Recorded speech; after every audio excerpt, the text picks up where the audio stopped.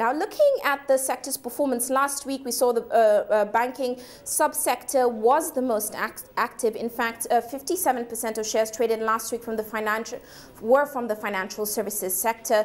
Now, ordinarily, banks would not be attractive right now, looking at the current global markets macro environment. What do you think investors are attracted to in the financial services sector right now? Yes, I think customers are, the general trend, investors are very interested in the banking sector now for a number of reasons.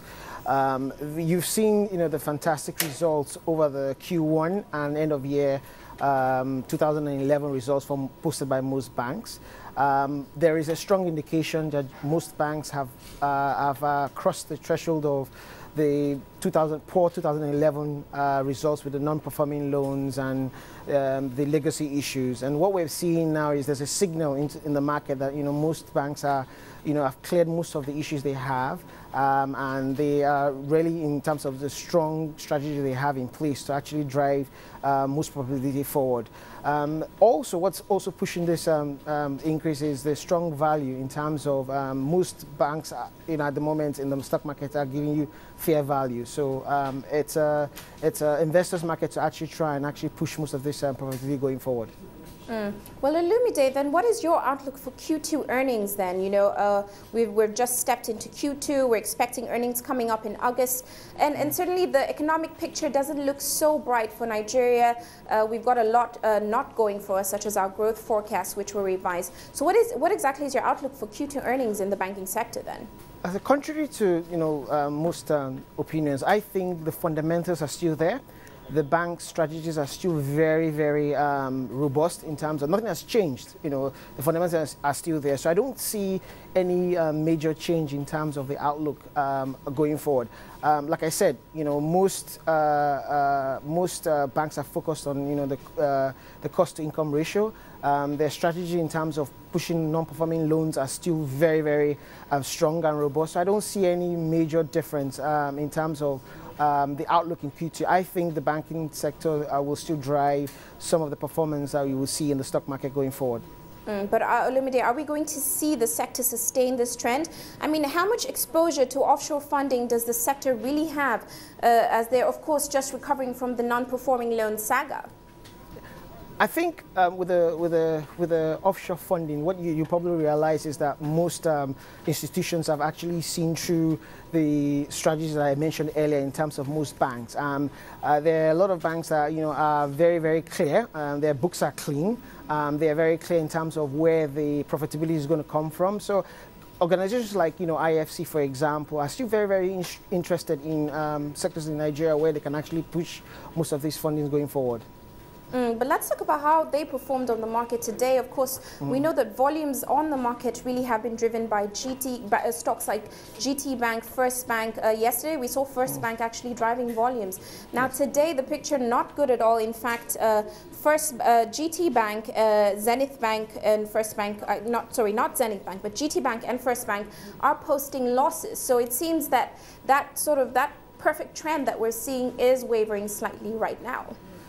Again, it's the short-term blip in terms of, in my opinion, it's a short-term blip in terms of those ratings for today. I think overall you would still find, because of the mood of the economy, you still find stocks going up and down. But I think generally what you should be looking at is the long-term investment or the long-term strategy in terms of most of these banks. And like I earlier said, if the fundamentals are right, I don't see any reason why we would not have equally good enough results in the Q2 going forward. Now, Olumide, like you, a lot of analysts do say that this is an ideal time to make some profits when it comes to the banking stocks. Now, of course, we're expecting continued robust earning growth and, of course, dividends, consistent dividend payments. So what are some of the stocks you would pick in the banking sector right now? Without calling any specific names, obviously, I will stick with the big brand names, the GTBs, the UBAs. I know I said I wouldn't call any bank in terms of that to actually push a stock rush, but generally the big strategy banks that have been there, GTB, UBA, Fidelity, Diamond Bank, my bank as well. I think those are the stocks that you need to actually, stick to in terms of return, where they have clear, very, very clear strategy for profitability going forward. I'd like to know your position on UBA also. That's another stock that we've seen increasing in terms of volumes. And also your position on stocks like Zenith Bank, which of course is a top tier bank, but is also seemingly being sort of cast aside by investors currently. I think UBA obviously had a very terrible year end of 2011, and I think they've come back in terms, especially their cost-income ratio has actually come out actually fantastic Q1, and I think that there is a strong brand that will carry through, and I expect that, you know, like I said, they've got a good brand, they've got a good management and a good strategy in place, and I think, you know, Q2 will show a lot of difference in terms of you know, where they are going to as far as their profitability is concerned.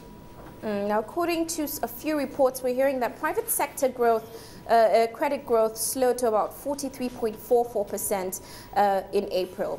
And of course, that's from 50.7% in March. Now, what is your take on this? I mean, how are interest rates reacting to this? Give me a picture of what your take is on this.